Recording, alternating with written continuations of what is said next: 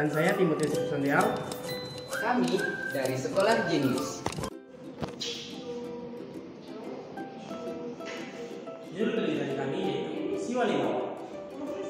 Maluku sebagai jalur rempah dan diaspora etnis di Maluku abad ke-19 sampai 20. Ternyata Indonesia yang sangat strategis di jalur perdagangan membuat Indonesia banyak dikunjungi oleh bangsa-bangsa asing.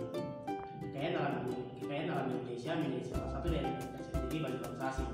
Rempah-rempah menjadi salah satu komoditas utama dalam perdagangan dunia. Maluku menjadi pusat perdagangan rempah-rempah dunia karena hasil produksi cengkehnya. Bangsa Portugis merupakan bangsa pertama kali datang ke Maluku, kemudian diikuti oleh bangsa-bangsa lain setelahnya. Dalam penelitian kami menggunakan metode sejarah seperti berbagai materi 4 tahap. Yang pertama yaitu heuristik, yang kedua yaitu titik sumber, yang ketiga yaitu interpretasi, yang keempat yaitu historiografi. Sebelum datangnya bangsa Eropa ke Maluku, masyarakat Maluku hidup secara berkelompok sesuai dengan garis keturunan dan kekerabatan.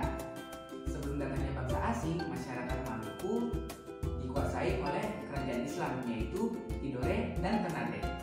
Pada tahun 1511, Portugis berhasil tiba di Maluku yang dipimpin oleh Antonio de Abro. Disusul 1512, Spanyol akhirnya tiba di Tidore.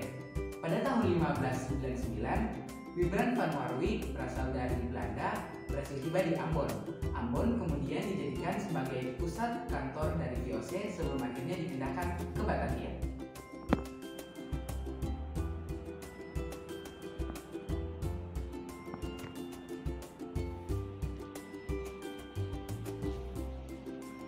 Wilayah Nusantara dikenal sebagai jalur sutra perdagangan dunia dan Maluku dikenal sebagai Pulau Rempah.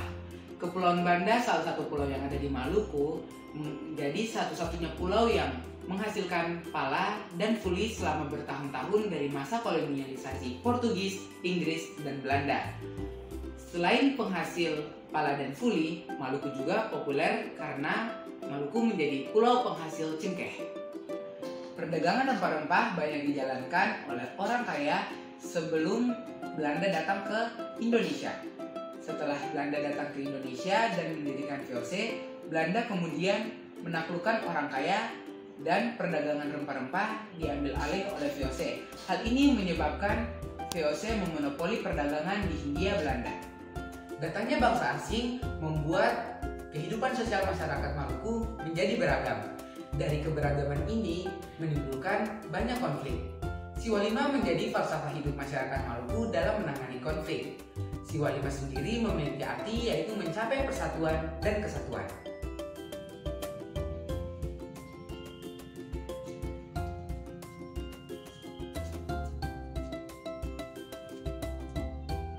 Datangnya bangsa asing di Maluku menjadi etnis di Maluku cukup beragam, mulai dari bangsa Portugis, Inggris, Belanda, Cina, dan yang lain. Siwalima menjadi solusi dari perbedaan yang terjadi di Maluku, sehingga Siwalima menjadi kearifan lokal bagi masyarakat Maluku. Nah, itu dia cerita tentang penelitian kami. Sekian dari kami, terima kasih.